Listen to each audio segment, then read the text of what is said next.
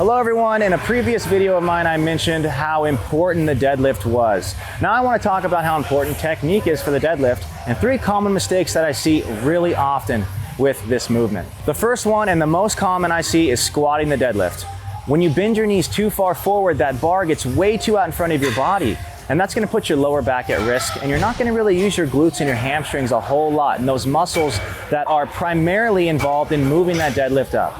So first things first, guys, just a slight bend at the knee. It's gonna vary if you're taller or shorter, but make sure you can keep your chest over the bar. That's the biggest thing. The second most common one I see is leaning back or putting our weight on the heels in the deadlift. Again, we want that bar as close to our center of mass as possible. So don't really lean back in your deadlift. Maybe as it's coming off the ground, you can start to lean back, but keep your chest over the bar. This is gonna ensure that you're using your lats from your upper body to pull that bar off the ground. The third common mistake is pinching your shoulder blades together.